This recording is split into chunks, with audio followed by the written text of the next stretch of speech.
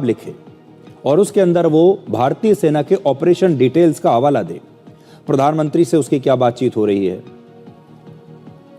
रक्षा मंत्री से क्या बातचीत हो रही है। अगर ऐसी सारी डिटेल्स वो दे रहा है तो ऐसे मामलों में रक्षा मंत्रालय का अप्रूवल लेना होता है और इसीलिए इस किताब की अब तक भारत के रक्षा मंत्रालय ने इसको अप्रूवल नहीं दिया है। इस किताब को वर्ष 2023 में रिलीज होना था क्योंकि दिसंबर 2023 में जनरल नरवणे ने खुद ही सोशल मीडिया पर पोस्ट करके लोगों से कहा था कि वो इस किताब को प्री ऑर्डर कर सकते हैं। ये उनका पुराना पोस्ट है। अब ये समझिए कि ऐसी किताबों पर हमारे देश में कानून क्या कहता है। कानून ये कहता है कि सेना में कार्यरत रहने तक कोई भी सेना का बड़ा अधिकारी केंद्र सरकार से अप्रूवल लिए बिना ऐसी किताब नहीं लिख सकता जिसके अंदर ऑपरेशनल डिटेल्स हों। लेकिन रिटायर होने के बाद उन पर यह कानून लागू नहीं होता और इसे कहते हैं आर्मी एक्ट 1950 या फिर आर्मी रूल्स 1954। ये कानून सर्विंग ऑफिसर्स पर ही लागू होता है और अगर एक बार वो रिटायर हो गए तो इस कानून से वो आजाद हो जाते हैं। लेकिन रिटायर होने के बाद भी सेना के तमाम बड़े बड़े अधिकारी, उन पर द ऑफिशियल सीक्रेट्स एक्ट 1923 हमेशा के लिए लागू रहता है। इसके तहत अगर कोई भी सेना का बड़ा अधिकारी सेना के किसी भी ऑपरेशन से संबंधित कोई क्लासिफाइड इंफॉर्मेशन किसी किताब में या कहीं भी शेयर करता है जिससे राष्ट्र की सुरक्षा खतरे में पड़ सकती है या दूसरे देशों के साथ हमारे संबंध खराब हो सकते हैं तो वो इस कानून के दायरे में आएगा। ये एक क्रिमिनल ऑफेंस है, मतलब ऐसा अपराध जिस पर सरकार आपके खिलाफ मुकदमा चला सकती है, सजा भी दे सकती है। सिविल सर्विसेज में काम करने वाले जो रिटायर्ड अधिकारी हैं उन पर भी इस प्रकार के नियम लागू होते हैं और इसीलिए ज्यादातर रिटायर्ड आर्मी ऑफिसर्स या फिर उनके पब्लिशर्स जब भी सेना से संबंधित कोई किताब लिखते हैं या प्रकाशित करते हैं तो एक सावधानी के तौर पर रक्षा मंत्रालय से स्वीकृति लेते हैं।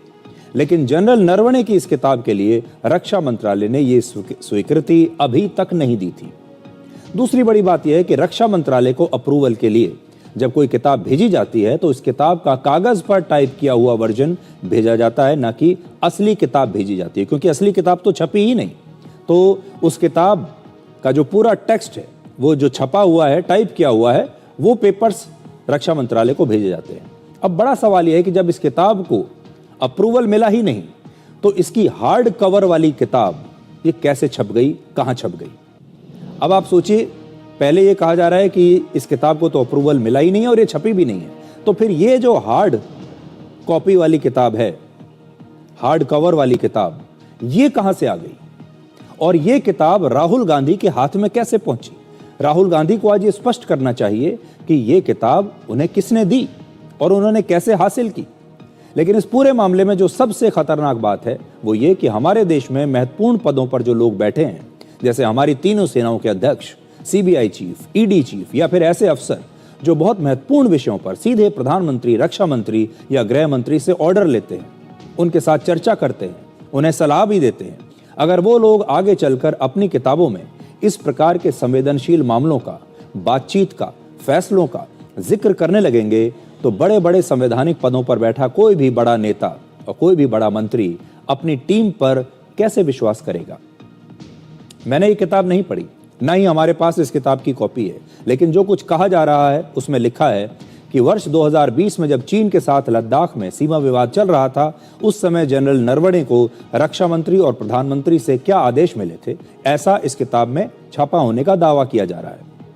हम जनरल नरवणे की आलोचना नहीं करना चाहते, ना ही उनकी देशभक्ति पर कोई सवाल उठा रहे हैं, लेकिन आर्मी चीफ के पद पर रहते हुए उन्हें इस बात की पूरी जानकारी होनी चाहिए थी कि रिटायर होने के साधारण कंक्रीट से बना घर आपकी सुरक्षा पर सवाल उठा सकता है और घना कंक्रीट दे बेहतर पकड़ और ताकत। परफेक्ट प्लस सीमेंट में है यूपीएसडी टेक्नोलॉजी, जिसकी बेहतरीन पकड़ बनाए आपके घर को अटूट। MP Birla cement perfect plus concrete special cement. जिस कंपनी को किताब पब्लिश करनी थी, दोनों का ही ये कहना है कि किताब अभी तक छपी ही नहीं है, तो फिर किताब की ये हार्ड कॉपी राहुल गांधी के हाथ में कैसे आई। केंद्रीय मंत्री गिरिराज सिंह ने अप्रकाशित किताब को दिखाने के मामले में आज राहुल गांधी के खिलाफ कार्रवाई की मांग की है। पब्लिशर ने कह दिया कि ये किताब अभी पब्लिकली नहीं छपा है, तो ये ऑथेंटिकेट ही गलत हो गया। तो राहुल गांधी पर अब प्रिविलेज चलना चाहिए और ये जानबूझ करके सदन को, क्योंकि जिस ढंग से देश के प्रधानमंत्री को गाली दे रहे हैं,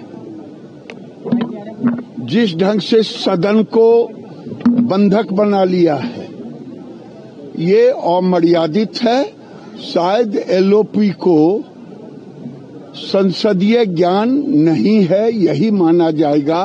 और जो काम कर रहे हैं निश्चित रूप से इनके ऊपर प्रिविलेज होना चाहिए। तो संसद में एक सब चल रहा है। बड़ी बात यह है कि आज भी लोग ये नहीं समझ पा रहे हैं कि ये किताब अगर प्रकाशित नहीं हुई है तो फिर इसकी प्रकाशित कॉपी कैसे बाहर आ गई। ये जांच का विषय है। दिल्ली पुलिस इस पर जांच कर रही है और दिल्ली पुलिस ये भी जांच करेगी कि किताब राहुल गांधी के पास कैसे आई। अब आपको कानपुर लेकर चलते हैं, क्योंकि कानपुर के लैम्बोर्गिनी दुर्घटना मामले में अब मनोहर कहानियां बननी शुरू हो गई हैं। नई नई कहानियां सामने आ रही हैं। आप इन कहानियों को जब आप सुनेंगे तो आपको शायद हंसी भी आएगी, आपको एक मजाक जैसा लगेगा और आखिर में आपको दुख भी होगा कि आपके देश में क्या क्या होता है। ऐसे हर मामले में जहां कोई अमीर परिवार का लड़का अपनी महंगी गाड़ी में बैठकर जब ये सोचने लगता है कि सारी की सारी सड़क उसकी गाड़ी के लिए एक रेसिंग ट्रैक है, और जब कोई गरीब उसकी गाड़ी के नीचे आता है तो हर बार कहानी एक सी ही होती है, कहानी का अंजाम एक सा ही होता है। और पूरा देश ये जानता है कि ऐसी कहानियों का अंजाम क्या होता है। जैसे कई बार आप फिल्म देखने के लिए जाते हैं और फिल्म में इतने घिसे पिटे डायलॉग होते हैं कि डायलॉग से पहले ही आप जानते हैं कि अगला डायलॉग क्या आने वाला है। कहानी में आप पहले ही समझ जाते हैं कि कहाँ कहाँ क्या क्या ट्विस्ट होने वाला है, क्योंकि कहानी ऐसी है, इतनी घिसी पिटी है कि आप न जाने कितनी बार इस कहानी को सुन चुके हैं और देख चुके हैं। यहाँ भी कहानी वैसी ही है। पूरा सिस्टम और महंगे महंगे वकील झूठी कहानियां गढ़कर उस लड़के को बचाने की कोशिश करते हैं हर बार, और सारा दोष किसी गरीब आदमी पर डाल देते हैं। इस मामले में भी एक बार फिर से उसी कहानी का रिप्ले हो रहा है जो आप इससे पहले न जाने कितनी बार देख चुके हैं, सुन चुके हैं।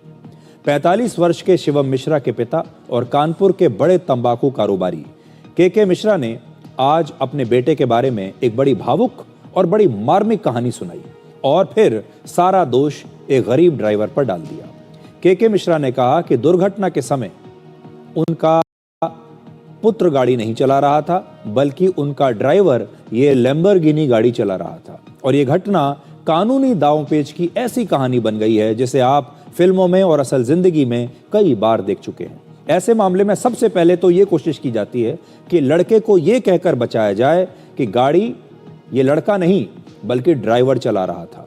शिवम मिश्रा के वकील ने भी ये साफ कर दिया है कि गाड़ी शिवम मिश्रा नहीं, मोहन नाम का ड्राइवर चला रहा था। अब आप देखिए कि उनके पिता ने क्या कहा है और वकील क्या कहते हैं। उस गाड़ी में ड्राइवर और शिवम दो लोग थे। जहाँ ये घटना घटित हुई है उसके पास, जब घटना घटित हुई है उसके पहले शिवम को कुछ झपकी आने लगी। ऐसा ड्राइवर को सोचने लगा कि इनको हुआ क्या, झपकी ऐसी लगने लगी। तो उन्होंने उसके एक हाथ छोड़ के शिवम के बीच में हाथ लगाया और साथ में ही, सुनिए, साथ में ही उसके साथ में ही जब पे हाथ लगाया, गाड़ी स्लो हो गई। गाड़ी स्लो होने के बाद में ब्रेक मारा उसने। कब तक एक टेम्पो वाला आ गया, उसने साइड से टक्कर मारी, गाड़ी लेफ्ट साइड रुकी, इन्होंने ब्रेक मारा, गाड़ी ब्रेक से रुक गई। रुक जाने के बाद में फिर वो ड्राइवर ने उसकी अचेत अवस्था देख के परेशान हो गया। तो आपका कहना है कि शिवम गाड़ी चला रहा था, ऑन माइक रिकॉर्ड उन्होंने बोला है। शिवम गलत बोल, मैं सर गलत बोल रहे हैं। अगर कोई बोल रहा तो गलत बोल रहा, कोई भी बोल रहा, पुलिस बोल रही वो भी गलत बोल रहा, बिल्कुल गलत बोल रहे हैं, ऐसा नहीं। उस गाड़ी को जो ड्राइवर चला रहे थे मोहन जी, उन्होंने कल कोर्ट में एप्लीकेशन दी थी कि हम कोर्ट में सरेंडर करना चाहते हैं। कोर्ट ने आज की डेट फिक्स की थी आख्या मंगाने के लिए थाने से। आज आख्या आई नहीं है, कल की डेट फिर फिक्स हो गई है उसमें।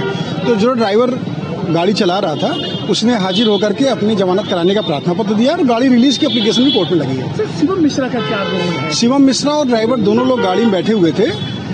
जो ड्राइवर गाड़ी चला रहा था उससे एक दिन पहले गाड़ी को बनाने वाले कुछ लोग आए थे और वो उसका ड्राइवर का कहना ये है कि गाड़ी में अचानक साइड से टेम्पो वाले ने टक्कर मारी और उसके बाद बगल में मोटरसाइकिल खड़ी तो उससे इनकी गाड़ी टकरा गई।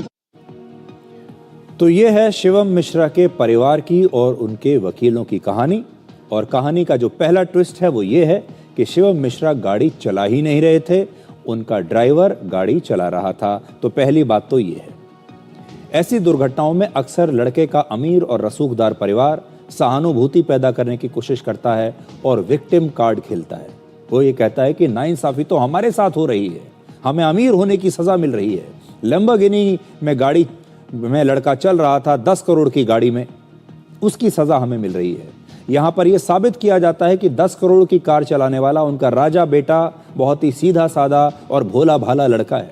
इस कहानी में भी के मिश्रा यही बता रहे हैं कि असल में उनका बेटा ड्राइवर के साथ गाड़ी का ट्रायल लेने गया था, क्योंकि इस गाड़ी की एक दिन पहले ही रिपेयरिंग की गई थी और रिपेयर होने के बाद जब ये गाड़ी ठीक हुई तो इसका ट्रायल लेने के लिए शिवम मिश्रा अपने ड्राइवर के साथ इस गाड़ी में निकले। इस दौरान उनका बेटा रास्ते में ही बेहोश हो गया और अब उन्होंने अपने बेटे को इलाज के लिए दिल्ली भेज दिया है और इस समय डॉक्टर्स की निगरानी में वो लड़का दिल्ली में है और अभी वो पुलिस के सामने पेश भी नहीं हो सकता। पीछे वो लोग हमारे सिक्योरिटी थे, तुरंत पकड़ के उसी बेहोश की हालत में, उसी हालत में उनको निकालने के बाद में उनको वहां से जब घर आए हैं हमारे पास में, तो मैंने तुरंत डॉक्टर जो हमारे यहाँ इलाज करते हैं दिल्ली, उससे मैंने बात किया। उन्होंने कहा कि इनको किसी भी हालत में भेज दीजिए, तो डॉक्टर के पास में अंदर रवाना किया। डॉक्टर वहाँ पहुँच गए, डॉक्टर के अंदर में वो आ गया। आने के बाद में उसको डॉक्टर अभी भी जाँच कर रहे हैं। उनके पास कई कारण है, मैंने उससे रोज पूछता हूँ, बीपी कारण हो सकता है और भी कोई कारण ऐसा हो सकता है जो हो। ब्रेन की भी जांच करा रहे हैं, मुझे सिटी स्कैन भी हो रही, सारी जांचें चल रही। आज भी मैंने सुबह फ़ोन किया था कि आप यहाँ आने की पोजीशन में है क्या, बोले 1-8 दिन का मुझे समय दीजिए, मैं खुद लेके उनको ले आ जाऊँ। तो ऐसी घटनाओं में ये बड़ा पुराना फॉर्मूला है। पहले तो ये कह दीजिए कि हम गाड़ी ही नहीं चला रहे थे, गाड़ी जो है वो ड्राइवर चला रहा था। दूसरा फॉर्मूला होता है कि दुर्घटना के बाद तुरंत जाकर अस्पताल में भर्ती हो जाओ और कहो कि मेरी तो तबीयत खराब है। डॉक्टरों से एक सर्टिफिकेट लिखवा लो, डॉक्टर भी जान पहचान वाले मिल जाते हैं, और फिर आप ये कह दो कि हम तो पुलिस की पूछताछ में भी नहीं आ सकते और हम कहीं नहीं जा सकते क्योंकि हम तो अस्पताल में भर्ती हैं। यहाँ पर वकीलों ने एक ऐसी कहानी गढ़ी कि शिवम का ना तो कोई मेडिकल टेस्ट हो सका जिससे ये पता लग सके कि दुर्घटना के समय वो नशे में तो नहीं थे। उसके लिए मेडिकल टेस्ट ज़रूरी है, लेकिन मेडिकल टेस्ट तो हो ही नहीं पाया क्योंकि उनके पिता ने उन्हें तुरंत कानपुर से दिल्ली रवाना कर दिया, ये कहकर कि शिवम तो बीमार है और हमने दिल्ली में जाकर उन्हें डॉक्टरों की निगरानी में कहीं भर्ती कर दिया है, इसलिए कोई मेडिकल टेस्ट नहीं हो पाया। ये दुर्घटना 8 फरवरी को हुई और आज 10 फरवरी है, ख़त्म होने वाली है 10 फरवरी भी, और अब ये साबित करना मुश्किल होगा कि